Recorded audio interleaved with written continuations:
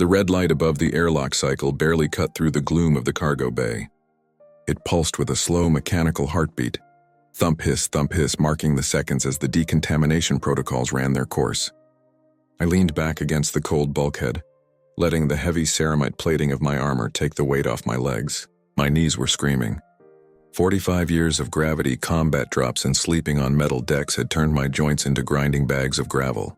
The readout on my helmet's HUD, heads-up display, flickered in the bottom right corner. Armor integrity 68%, oxygen reserves 12%. Heart rate 102 BPM, too fast. I forced myself to take a breath. In through the nose, hold for 4, out through the mouth. The recycled air inside the helmet tasted like stale copper and sweat.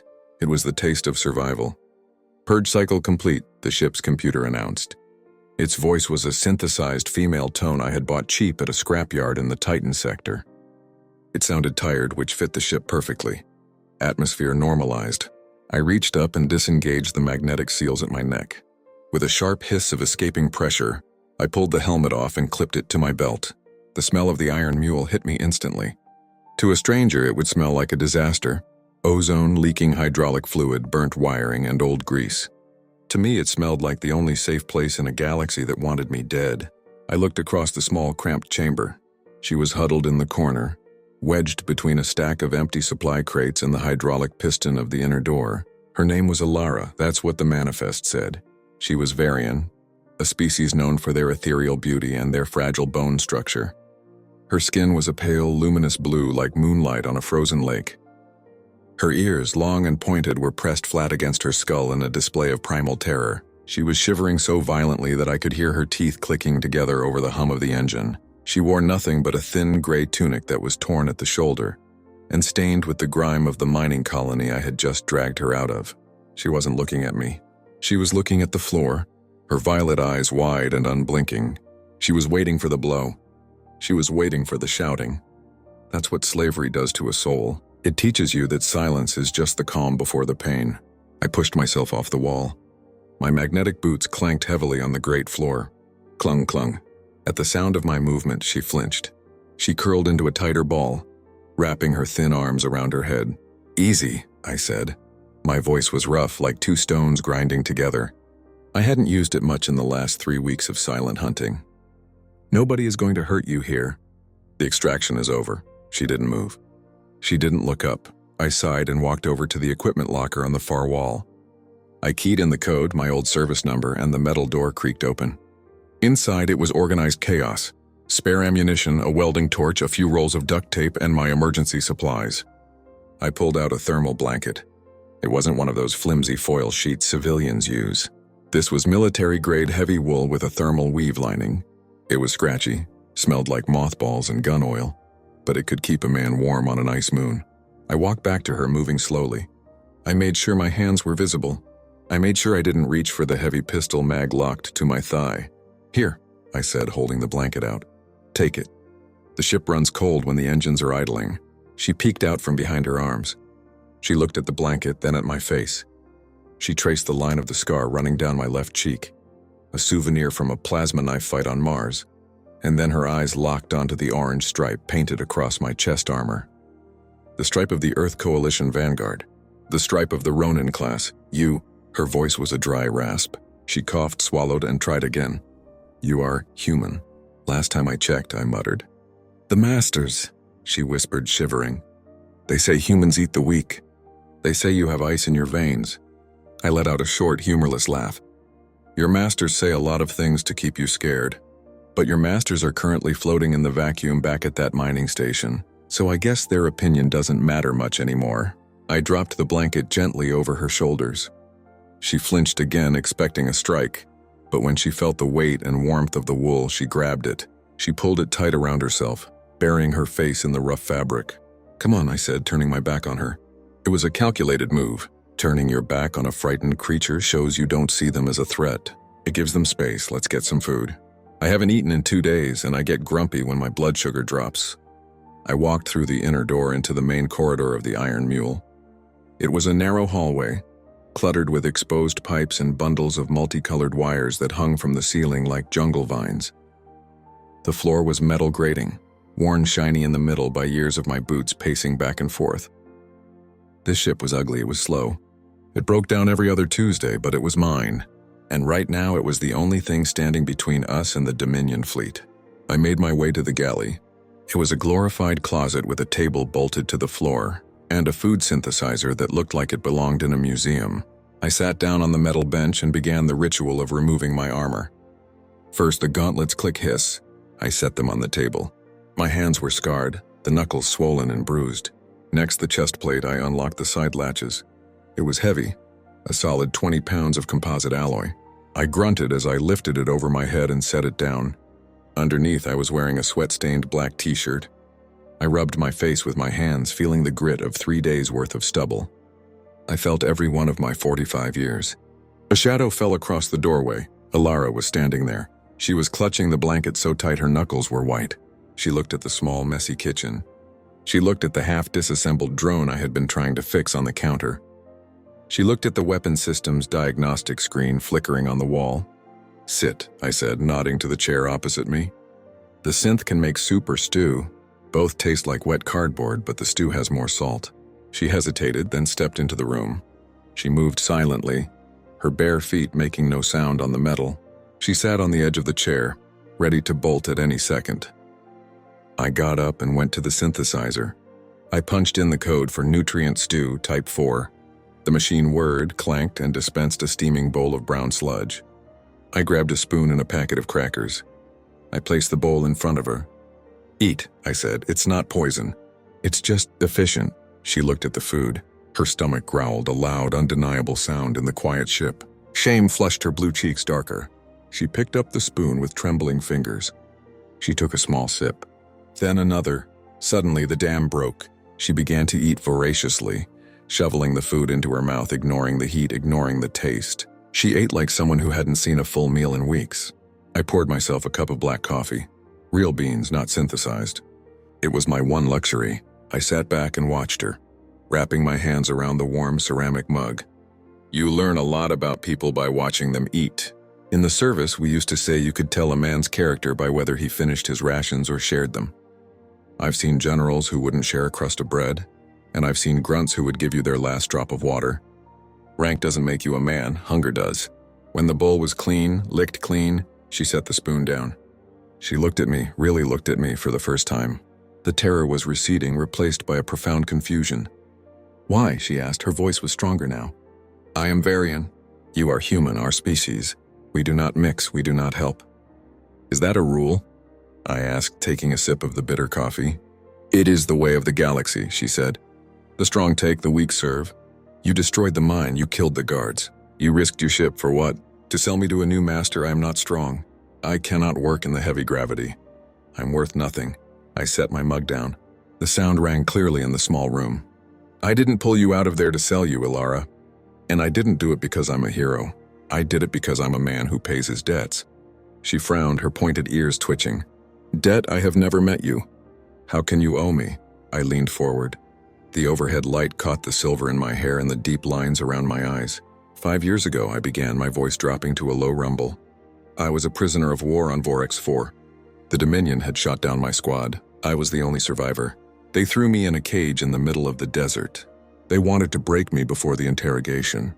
Elara's eyes widened slightly. "Vorex," she whispered. I was processed there before the mines." "I know," I said. "I was in that cage for 3 days, no food, no medical attention for the shrapnel in my leg, and no water. The sun on Vorex, it's relentless. By the 3rd day I was hallucinating. My tongue was swollen in my mouth. I was ready to die." I looked past her, staring at the metal wall but seeing the burning sands of a distant planet. I was lying in the dirt waiting for the end. And then a shadow fell over me. I thought it was a guard coming to finish me off, but it wasn't. I looked back at her. Her violet eyes were locked on mine. It was a Varian girl, a servant. She was cleaning the walkway outside the cages. She looked around to make sure the guards weren't watching. And then she did something stupid, something incredibly brave. Elara's hand went to her mouth. A gasp escaped her lips. She dipped her cleaning rag into her bucket, I continued. The water was dirty, it was gray and full of soap. But she squeezed it through the bars right into my mouth. Just a few drops, but those drops kept me alive for 1 more hour. And in that hour, the Vanguard rescue team arrived. Tears began to pool in Elara's eyes. They spilled over, rolling down her blue cheeks like raindrops. "I remember," she whispered. "The human, he was so big. He was bleeding everywhere. He looked at me. He looked at me not like a slave but like a person. I spent 5 years looking for that girl," I said. "I tracked slave manifests. I bribed corrupt port officials. I hacked into Dominion databases. I followed the trail of a blue-skinned girl from Vorex to the asteroid belt, and finally to that hellhole of a mine." I stood up. I picked up my chest armor from the table. I ran my thumb over the orange stripe. "People tell me I'm crazy," I said softly. "They tell me it was just water. They tell me to let it go, but they don't understand. You see, in a universe full of contracts and treaties that get broken every day, a man's memory is the only thing that's real. If you forget the hand that fed you when you were starving, you're not a soldier. You're just a mercenary. And I might be a lot of things, but I am no mercenary." "You came back," she said, her voice trembling with emotion. "For a drop of dirty water, you fought an army." "Humans always pay their debts," I said. "Consider us even." She shook her head slowly. No, we are not even. You have saved my life. That is worth more than water." "Then buy me a beer when we get to a civilized planet," I grunted, turning away to hide the tightness in my throat. I wasn't good with gratitude. I preferred gunfire. It was simpler. I walked over to the navigation console mounted on the wall. I needed to check our course. I tapped the screen, bringing up the sector map. "We're 3 sectors away from neutral space," I said, mostly to myself. "If we stay in the asteroid shadow, we might slip past the patrol scanners. The Iron Mule isn't fast, but she's quiet." "Ronin?" Elara asked. "Yeah?" "Why were there so many guards?" she asked. "At the mine. For a simple labor camp, there were elite Dominion troopers." "Why?" I froze. My finger hovered over the map. I hadn't told her the second part yet, the part that made this mission suicide. I turned around slowly. "Elara," I said, "you're not just a labor unit. You know that, right?" She shrank back into the blanket. "Oh, I do not understand." "When I hacked the Dominion database to find you," I explained, "I found something else. I found a DNA analysis attached to your file. It was flagged top secret." I tapped a few keys on the console. A holographic image flickered into the air between us. It showed a family tree. A Varian royal crest, the House of Kyros, sat at the top. The lines descended, crossed out with red X's where family members had been executed during the war. "They didn't just capture your village by accident," I said. "They were hunting. They were looking for the last heir to the Kyros throne, the one person who could unite the Varian tribes against the Dominion occupation." Elara stared at the hologram. Her face went pale, her lips parting in shock. "My grandmother," she whispered. "She told me stories. She gave me a name, Zora. She said it was a dangerous name." "Zora of House Kyros," I said. "That's you. That's why they didn't kill you. They were keeping you hidden, waiting to see if you could be used as a puppet. Or a hostage." "I am no queen," she said, shaking her head violently. "I am a slave. I clean floors. I dig for ore." "Not anymore," I said firmly. "On this ship, you're royalty. And that means every bounty hunter, every Dominion warship, and every traitor in the sector is coming for us." As if on cue, the ship suddenly lurched. A low, vibrating hum began to resonate through the floor plating. Beep. Beep, beep. The proximity alarm on the wall started flashing a harsh, angry crimson. The mood in the galley shifted instantly from heavy to electric. I grabbed my helmet. "Right on time," I muttered. "What is that?" Elara cried, jumping up from her chair. "Proximity sensors," I said, my voice shifting into command mode. Long-range scanners just picked up multiple FTL signatures dropping out of warp. "They found us." "Who found us?" I pulled my helmet on. The HUD flared to life, green light washing over my face.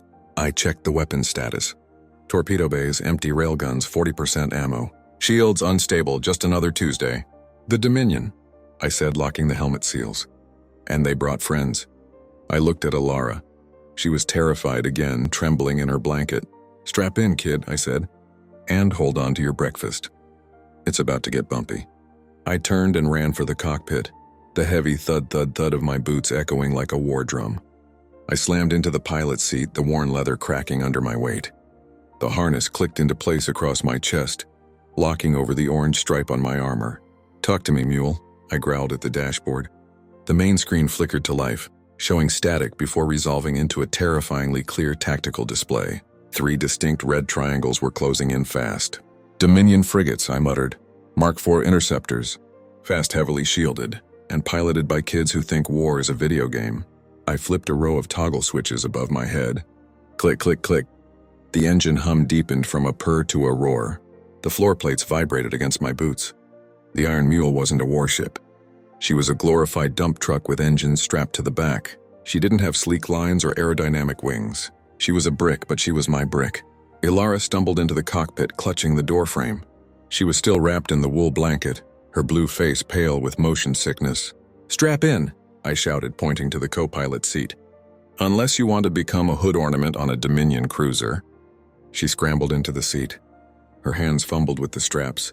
I reached over, my armored gauntlet brushing her trembling fingers, and clicked the buckle shut for her. "Breathe," I said. "Panic kills faster than plasma." The comms unit crackled. A face filled the main monitor. It was the Dominion commander, a Varian male with polished scales and a uniform that probably cost more than my entire retirement fund. He looked bored. "Unidentified human vessel," he drawled. "You are harboring a fugitive of the state. Power down your engines and prepare for boarding. If you resist, you will be vaporized." I leaned forward, keying the mic. "Commander," I said, my voice calm and gravelly. "This is Captain Ronin of the Iron Mule. I'm hauling Class 4 unstable isotopes. If you shoot me, the explosion will wipe out your sensors. Why don't we all just go home?" The commander laughed.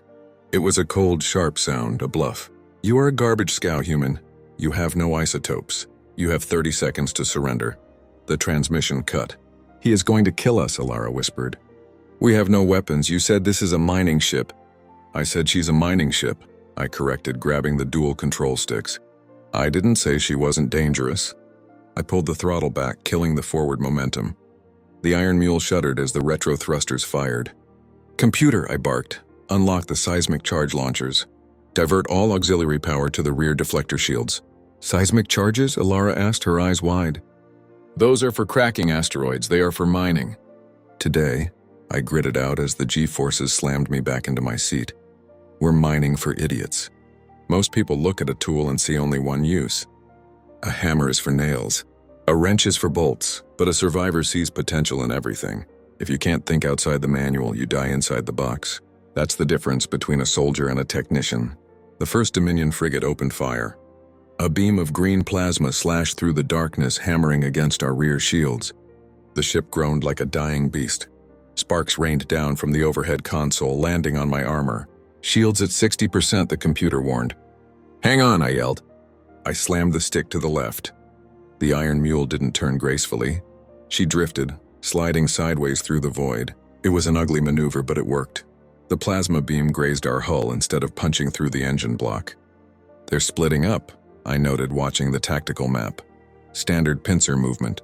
One goes left, one goes right. The leader comes up the middle to finish us off. Textbook. "They are faster than us," Elara cried. "We cannot outrun them."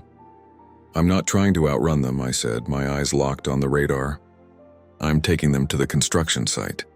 I punched the coordinates for the nearby asteroid belt, the debris field of the destroyed moon where Elara had been enslaved.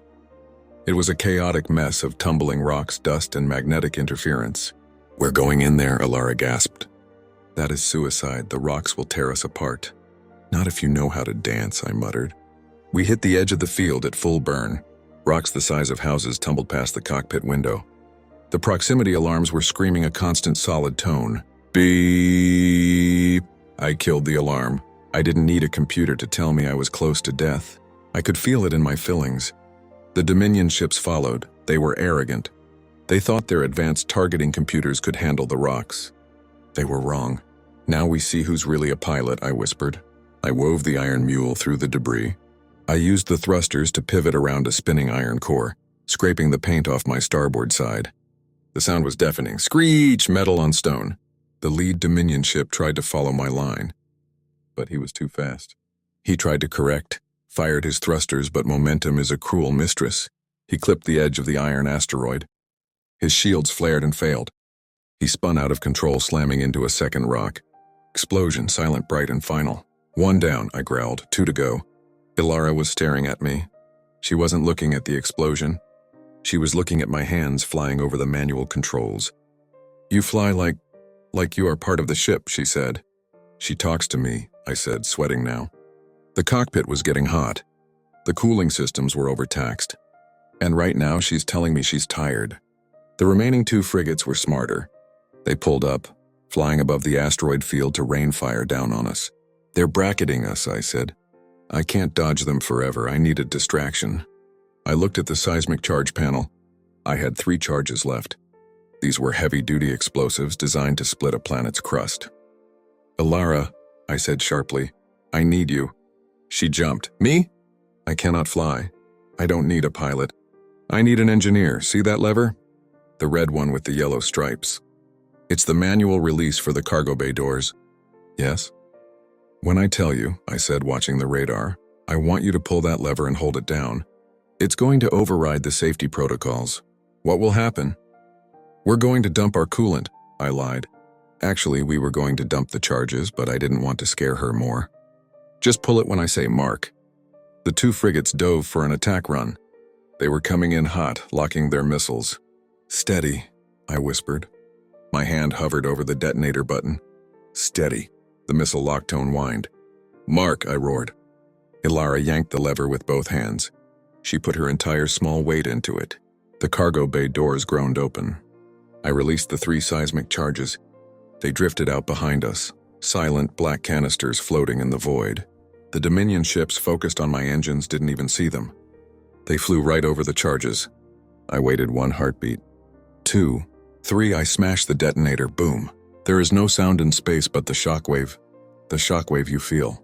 It was a ripple in the fabric of reality. The seismic charges detonated, creating a localized gravity wave. It didn't just explode. It shattered the surrounding asteroids into 1,000,000 shotgun pellets of high-velocity stone. The 2 frigates were caught in the shredder. Their shields collapsed instantly. Their hulls were peppered with millions of tiny holes. They didn't explode in a ball of fire, they simply died. Their lights went out, their engines died. They drifted lifeless into the dark. Gotcha, I whispered. I slumped back in my chair. The adrenaline crash hit me like a physical blow. My hands were shaking. My heart felt like it was trying to punch through my ribs. Did we? Elara's voice was small. Did we win? I looked at the tactical display. No red dots, just the comforting white static of empty space. Yeah, I breathed, wiping sweat from my eyes. We won, we're clear. Elara let go of the lever. She looked at her hands, her small blue hands that had just helped destroy 2 warships. She looked at me, then she started to laugh. It was a hysterical, sobbing laugh of relief. You are insane, she said, tears streaming down her face. You threw rocks, you blew up space. Human engineering, I grunted, engaging the autopilot. Ugly, loud, and effective. 2 days later, we stood at the bottom of the exit ramp. The station docking bay was busy with traders, mechanics, and droids. It smelled of fuel and spices. It smelled like freedom. Elara looked different. I had given her one of my spare shirts. It was huge on her like a dress, but she had belted it at the waist. She stood taller, her ears were perked up, alert. A group of Varian rebels, her people, were waiting by a shuttle. They looked at her with awe. They knew who she was. They knew the bloodline she carried.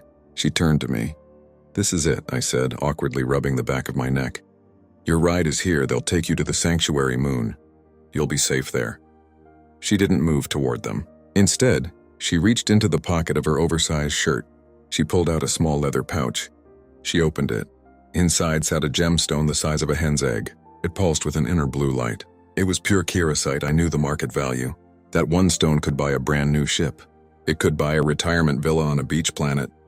It could buy me a life where I never had to eat nutrient paste again. Take it, she said, holding it out, please. It is the only thing I saved from my family's vault. It is not enough to pay for my life, but it is a start. I looked at the gem. It was beautiful. It was tempting.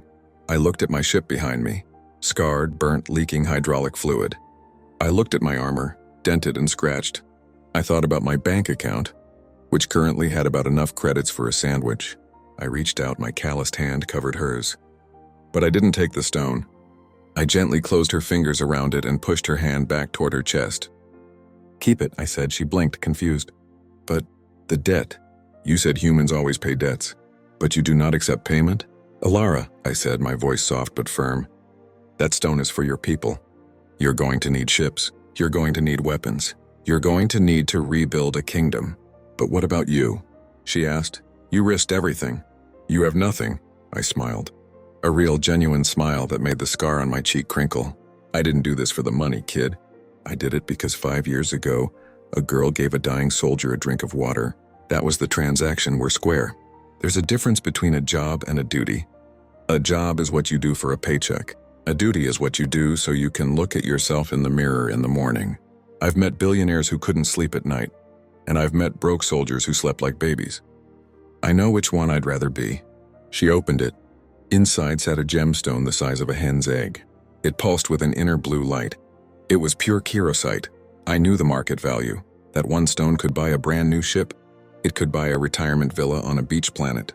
It could buy me a life where I never had to eat nutrient paste again. Take it, she said, holding it out. Please. It is the only thing I saved from my family's vault. It is not enough to pay for my life, but it is a start. I looked at the gem. It was beautiful. It was tempting. I looked at my ship behind me, scarred, burnt, leaking hydraulic fluid. I looked at my armor, dented and scratched. I thought about my bank account, which currently had about enough credits for a sandwich. I reached out, my calloused hand covered hers. But I didn't take the stone. I gently closed her fingers around it and pushed her hand back toward her chest. Keep it, I said. She blinked, confused. But at the debt. You said humans always pay debts, but you do not accept payment? Elara, I said, my voice soft but firm. That stone is for your people. You're going to need ships. You're going to need weapons. You're going to need to rebuild a kingdom. But what about you? She asked. You risked everything. You have nothing, I smiled. A real, genuine smile that made the scar on my cheek crinkle. I didn't do this for the money, kid. I did it because 5 years ago a girl gave a dying soldier a drink of water. That was the transaction. We're square. There's a difference between a job and a duty. A job is what you do for a paycheck. A duty is what you do so you can look at yourself in the mirror in the morning. I've met billionaires who couldn't sleep at night, and I've met broke soldiers who slept like babies. I know which one I'd rather be. She stared at me for a long moment. Then she did something unexpected. She stepped forward, stood on her tiptoes, and pressed her forehead against my armored chest plate. It was the Varian gesture of absolute trust, a gesture usually reserved for fathers or kings. They call you monsters, she whispered. The galaxy says humans are destroyers, but they are wrong. Yeah, I said, my throat feeling tight. What are we? She pulled back, her violet eyes shining with fierce determination. You are the shield, she said. You are the wall that the storm breaks against. You are Ronin. She turned and walked toward her people. She didn't look back. Queens don't look back. I watched her go until the airlock cycled shut behind her. I was alone again, just me and the Iron Mule. I walked back up the ramp, my boots clanking on the metal. I went to the cockpit and sat in the pilot's chair. It squeaked familiar protest. I picked up my coffee cup. It was cold. There was a layer of scum on the top. I took a sip anyway. Computer, I said. Plot a course for the Titan sector. I hear there's a freighter looking for an escort. Course plotted, the computer replied. Captain, fuel reserves are at 15%. Credits are insufficient for refueling. I chuckled, leaning back and closing my eyes. We'll figure it out, Mule, we always do.